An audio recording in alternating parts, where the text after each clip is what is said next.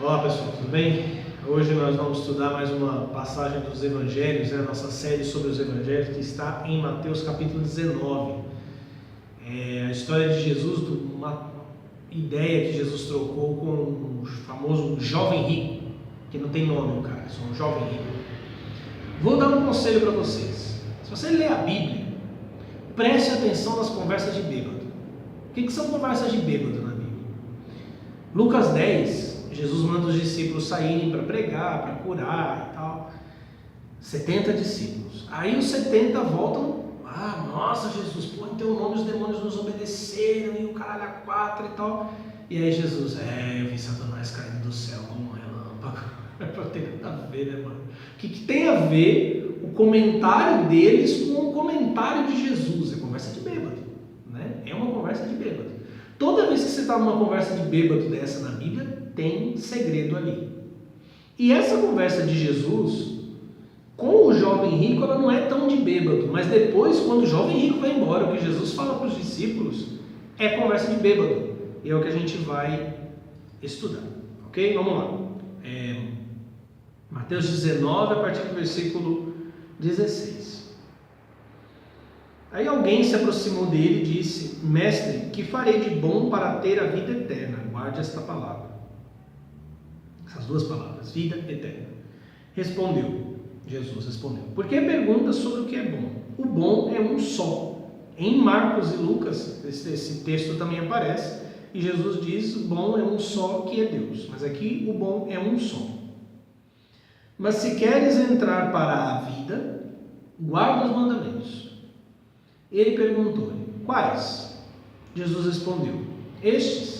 Não, presta atenção em quais: não matarás, não adulterarás, não roubarás, não levantarás falso testemunho, honra teu pai e tua mãe e honrarás o teu próximo como a ti mesmo. 6 mandamentos Jesus falou. 5 deles são dos 10 mandamentos. E o 6º mandamento não está entre os 10. Os adventistas devem estar morrendo nessa hora. Então, disse-lhe então o moço: tudo isso tenho guardado, o que me falta ainda? Jesus respondeu: se queres ser perfeito, guarde esta palavra, perfeito. Vai, vende o que possuís e dá aos pobres, e terás um tesouro nos céus. Depois vem e segue-me. O moço, ouvindo essa palavra, saiu pesaroso, pois era possuidor de muitos bens. Aí acabou a história de Jesus com o cara, agora vem a conversa de bêbado. Então Jesus disse aos discípulos: em verdade vos digo que o rico dificilmente entrará no reino dos céus. E vos digo ainda: é mais fácil o camelo entrar pelo buraco da agulha do que o rico entrar no reino de Deus. Ao ouvirem isso, os discípulos ficaram muito espantados e disseram: quem poderá então salvar-se? Jesus, fitando-os, disse: ao homem isso é impossível, mas a Deus tudo é possível. Quer dizer, essa resposta de Jesus não respondeu bosta nenhuma, né? Tanto é que Pedro vai continuar o assunto, né? E aí Jesus vai dar uma enrolada no Pedro. Eu não vou ler a enrolada porque eu vou explicar isso aqui num outro dia. Eu só vou mostrar para vocês como que acaba mesmo a conversa. Versículo 30 de Mateus 19. Muitos dos primeiros serão os últimos e muitos dos últimos os primeiros. Quer dizer, né? Você já deu para entender que a conversa terminou com os discípulos boiando, não entendendo nada. Inclusive essa expressão aqui no versículo 25, ficaram espantados, não é uma tradução ideal. Na verdade, é que eles acharam graça, eles deram risada. Porque Jesus falou: nossa, mais fácil um camelo passar no buraco de uma agulha. Eles, Jesus, mas e quem se salva então? Porque afinal de contas, né, é judeu, né? Se ele quer ser rico, né? Se ele não é rico, ele quer ser rico. Vamos começar a entender. Primeiro rola um papo cabalístico aqui. O que o cara chega perguntando para Jesus não é o que a gente pensa, né? Hoje você pensa: eu quero a vida eterna. Você pensa no Highlander, né? Não morre, vou viver para sempre. O cara vai: eu quero a vida eterna. O crente imagina ele no céu, ou o testemunho de Jeová na terra lá, todo mundo sorrindo, né? Com roupinha de testemunho de Jeová, e não morre, pode, né? Enfim, não é isso. Esta vida eterna aqui é uma vida da natureza da vida de Deus. A palavra, as duas palavras aqui, vida eterna, Zoe, vida, Aionos. Pelos eons. Existem duas palavras para a vida em grego: zoe e bios. Bios é a vida que todos temos. Zoe é uma vida divina, uma vida de outra classe. Então o cara chega e faz uma pergunta X, esse cara manjava, entendeu? Esse cara aqui já tinha lido uns livrinhos aí, esse cara tinha algum conhecimento. Ele sabe que Jesus é o mestre que pode ajudá-lo a ter a vida eterna. E aí ele pergunta: mestre, que farei de bom para ter a vida divina? Zoeionos, a vida que atravessa as eras. Porque a vida biológica acaba. Olha a resposta de Jesus. Jesus entendeu a dica, né? O cara manja do negócio, o cara diz que é cabalista, porque ele me perguntou como eu adquiro a vida de Deus. E aí a resposta de Jesus: porque me pergunta sobre o que é bom? O bom é um só. Por isso que não faz sentido aqui um é um só que é Deus. O cara perguntou: o que eu devo fazer para ter a vida eterna? Jesus: o que eu devo fazer de bom para ter a vida eterna, para ter a vida de Deus? E aí Jesus lembra que Deus, o que é bom é um. O que significa que é bom é um? A criação, e aqui já começa. A criação divina ensina a ciência da Kabbalah, ela é feita por meio das letras do Lashon HaKodesh, ou muitos conhecem como o alfabeto hebraico. Cada letra é um tijolo da criação divina. E o primeiro caminho que junta Uni, Keter, Hokmah na árvore da vida é o caminho da letra Aleph, que vem antes da criação, que é o da letra Bet, o Beit, de Bereshit, a primeira palavra do livro do Gênesis. Então Jesus diz para ele: o bom é um só, quer dizer, ele remonta a unidade de todas as coisas. As coisas, quando são uma só, elas são boas. Quando elas se separam, elas são más, até porque uma vez que elas se separam, nós começamos as distinções. Isto é bom, isto é ruim, isto é bom agora, isto é ruim amanhã. Então Jesus devolve a tirada cabalística para o cara. Você é cabalista? Então o bom é um só, o bom é o Aleph, o bom é a unidade divina antes de Bereshit. Isso é que é bom, a partir daí tudo se divide. Mas se queres entrar para a vida, ou seja, você quer entrar no Zoe, guarda os mandamentos. Ele perguntou-lhe quais. Cara, quando ele perguntou quais mandamentos, já era, o cara já mostrou qual é que é a dele. Qual é que é a dele? Vou falar para vocês porque eu passo bastante por isso. Muita gente me escreve e me procura não para receber conselhos. Tem muita gente que me procura para receber autorização. O que é isso? O cara quer fazer um negócio, ele não quer ser responsável pelo que ele faz. Então ele fica meio que me cercando, sabe? Mestre, mas o que você acha disso? E se for assim, se for assado? As pessoas ficam esperando uma autorização, um carimbo, tá certo, tá legal. Esse cara não veio atrás de vida eterna. E isso vai se refletir no final da conversa. Ele acha que já tem tudo que ele precisa. Senão ele não perguntaria quais mandamentos. Não faz sentido perguntar quais mandamentos. Se Jesus disse guarde as mitzvot, os mandamentos, acabou. Beleza, Jesus, falou, vou guardar. Jesus, não estou guardando, me ajuda a guardar. Ele, quais? Isso não faz sentido. E a pergunta dele, quais, abre de novo o leque que é contra aquilo que é bom. Quer dizer, ele tem um pensamento fora da unidade. Jesus respondeu: estes. E aí os que Jesus fala: não matarás, não adulterarás, não roubarás, não levantarás falso testemunho, honra teu pai e tua mãe e amarás teu próximo como a ti mesmo. Lembrando que o próximo é o que eu falei na parábola do bom samaritano, né? Quem é meu próximo? O que você percebe aqui? Jesus não falou do sábado, Jesus não falou de idolatria, Jesus não falou de adorar a Deus. Todos os mandamentos que Jesus citou têm a ver com outra pessoa. Tem a ver com o outro. Esse é o segundo lado do bom, né? O bom é a unidade. Se o bom é a unidade, mas eu existo num mundo de diferenciações, quando é que eu sou bom? Quando eu trato as coisas dentro da unidade. E quando é que eu trato as coisas dentro da unidade? Quando eu não prejudico as pessoas. Quando eu não levanto falso testemunho. Quando eu honro pai e mãe. Etc, etc. Jesus mostrou, e essa é a espiritualidade de Jesus que faz a maioria dos judeus e cabalistas arrancarem os cabelos eles tiram o kippah e arrancam os cabelos. Jesus pegou o culto que era dirigido a Deus, louvor a Deus, as coisas do templo, e trouxe para as pessoas. Lembra do meu vídeo sobre o Pai Nosso? O perdão divino está associado ao perdão do próximo, perdão das pessoas. Por quê? Porque bom é a unidade. Essencialmente todas as coisas são uma. E se todas as coisas são uma, Deus é um com todas as coisas. É na maneira que eu trato as outras pessoas, é na maneira que eu lido com as pessoas, que eu realmente agrado a Deus. Jesus mais tarde vai falar disso de novo, Mateus capítulo 25. Quando ele separa os bodes das ovelhas, o critério de julgamento dele é quem vocês ajudaram. E ele diz que ajudar as pessoas, visitá-las na cadeia e etc, tudo que Jesus diz ali, dar de comer quando que estava com fome, ele disse que era fazer para ele, era fazer com ele.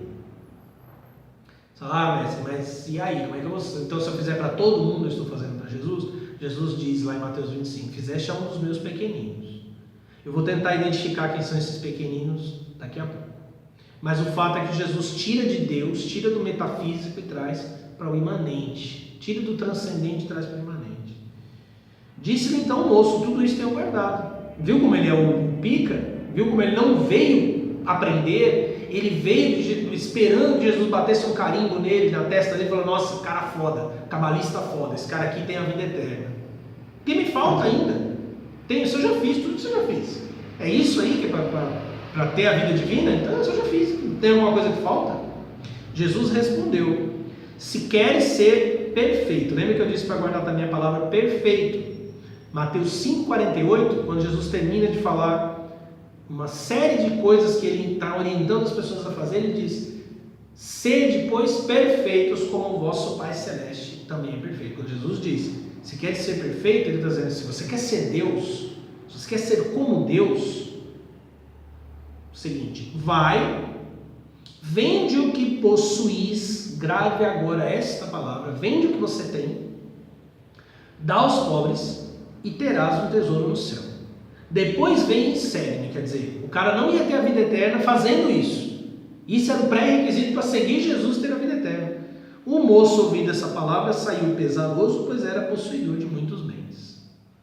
Normalmente essa parábola é usada, essa história é usada para dizer, tá vendo, riqueza é foda, né? Dá para a igreja, né? Que aí você vai para o céu e que riqueza é um problema e tal. Existem dois níveis de riqueza aqui. Jesus diz para ele, vende o que você tem. Venda o que você tem. Voltando à criação divina, a letra Aleph é a unidade, onde ainda não há palavras, por isso que Aleph não tem som. A letra Beit acontece a distinção, segunda letra do alfabeto hebraico. Beit significa Bait, que significa casa, ou seja, o universo é construído para ser a casa de Deus. E a terceira letra do alfabeto é o Gimel. Gimel é a letra que ela é chamada de a letra da riqueza. O que significa? Os pensamentos de Deus que foram emanados em Aleph e diferenciados em Beit, eles se concentram na plenitude da criação, que é o Gimel, a terceira letra. Como que o Gimel é tratado? Ele é chamado de o rico. O rico. Ele é o rico, porque ele tem tudo. E a letra Gimel parece alguém que está correndo. A letra seguinte é o Dalet. E Dalet tem dois significados. Porta, que se abre para receber de Deus, e pobre. Pobre, pobreza. Então não é o pobre que não tem as coisas. É o pobre de espírito, que Jesus falou em Mateus 5. É aquele que sabe que ele não tem e que todas as coisas que ele pode ter, principalmente espiritualmente falando, derivam de Deus. E quem é o rico? O verdadeiro rico. O rico é aquele que sabe que também não possui e que dirige ao pobre. Quando Jesus, olha só, Jesus falou para ele o que ele tinha que fazer com as pessoas. Ele disse, eu já faço.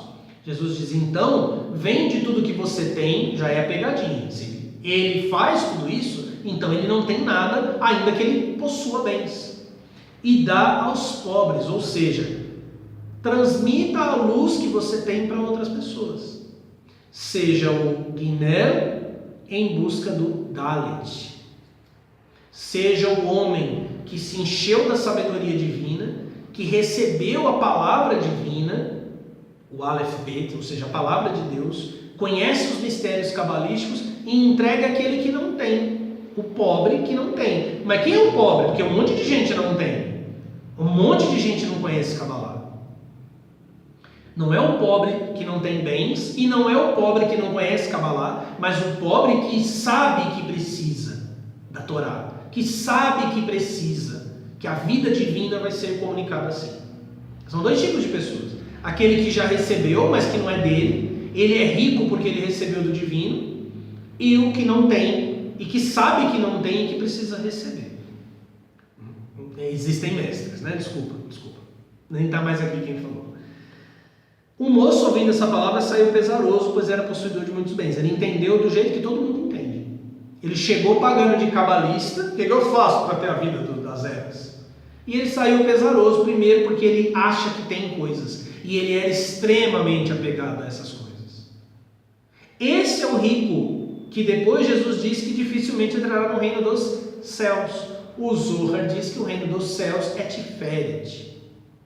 E Tiferet é o céu, no meio da árvore da vida. Quer dizer, Tiferet é o equilíbrio. Quando a Bíblia diz que Salomão era o homem mais rico de todos os tempos, significa que Salomão foi o maior cabalista de todos os tempos. E aí depois nos evangelhos, Jesus, que não tinha a riqueza de Salomão, pelo menos nos evangelhos, não há descrição de que Jesus tinha essa riqueza, ele diz: aqui está quem é maior do que Salomão. Por que ele é maior do que Salomão? Porque ele é um cabalista mais hábil do que Salomão.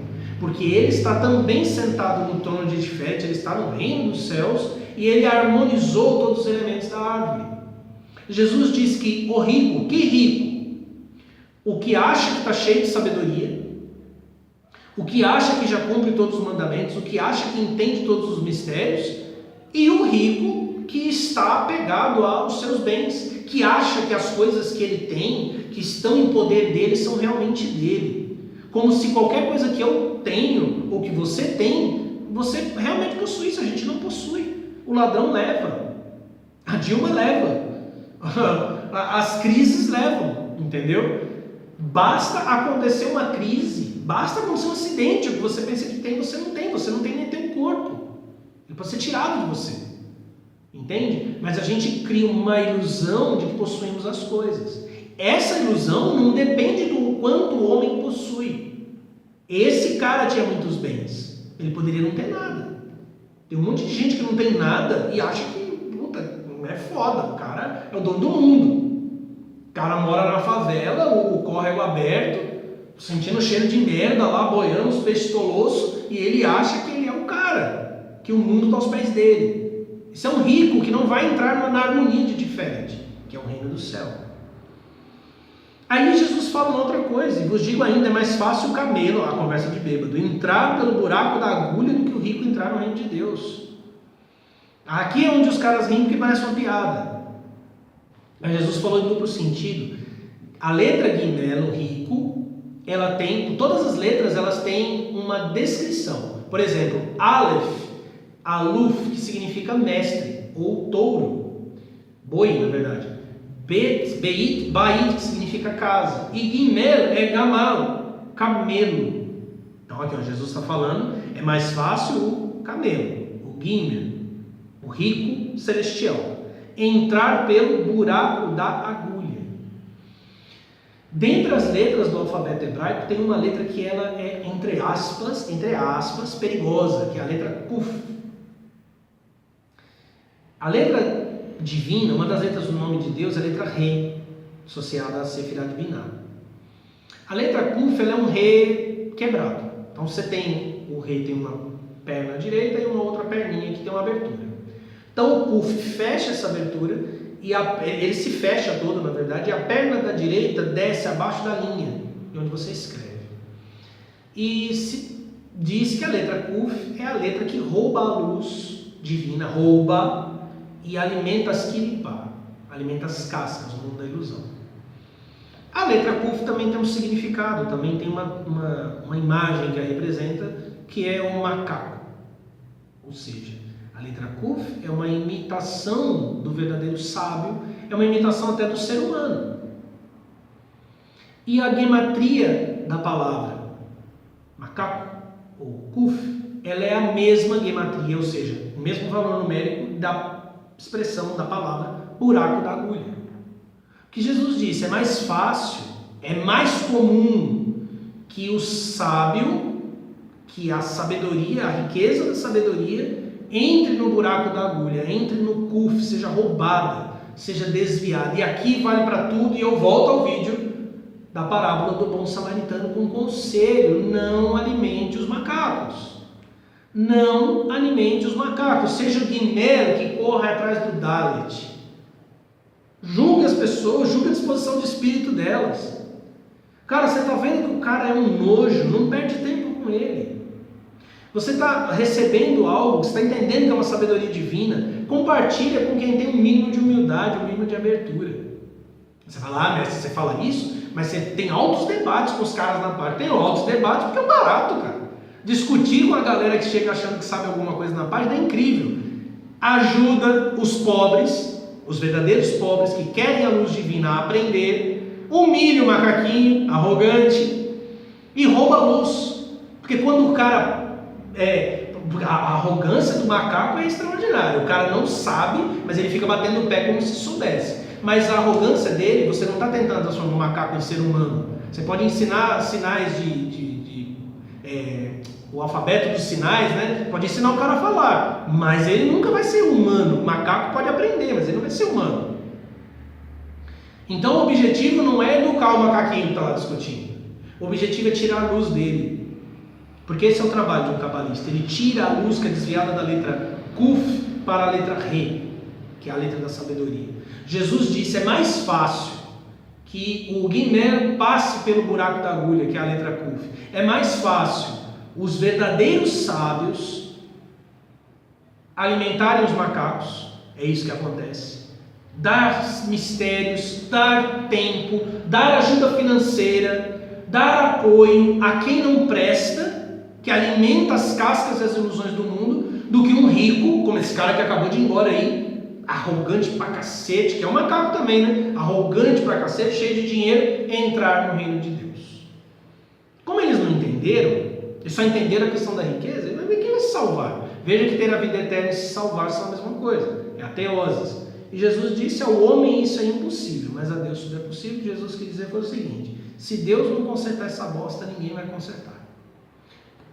O guiné vai continuar alimentando o macaco, enquanto um monte de pobres, de tanto ficarem abandonados, de tanto não serem atendidos nas suas necessidades, na sua fome e sede de justiça, vão se tornar ricos. Eu me amo. O importante sou eu. Eu preciso da minha paz mental. Não, eu vou cuidar de um cachorro, porque pessoas só me decepcionam. Eu prefiro animais e evito humanos. É melhor e tal. A pessoa começa a ficar com esse veneno dentro do coração de tanto que foi abandonada, tanto que foi desprezada. Enquanto isso, gente que não merece está lá, recebendo visita, oração, estudo, dinheiro. Você compra pizza pro cara. É disso aqui que Jesus fala. Chega um cara rico financeiramente e acha, e de certa forma ele é rico na alma. Isso eu já conheço, isso eu já sei, isso eu já faço. Jesus não se preocupa com ele. O cara sai do mesmo jeito que ele chegou. Não, se para ter a vida eterna eu preciso dar tudo que eu tenho, e eu tenho muita coisa, não vou dar. O externo dele refletia seu interno. Ele deixa a vida eterna de lado. Porque de fato ele não era um cabalista. Mas não é com ele que Jesus está falando. É para os discípulos. Jesus pega aquele cara e usa aquele cara como um pedestal, como um púlpito, para mostrar para os discípulos o que eu estou tentando mostrar para você hoje. Não alimente os macacos. Namastê.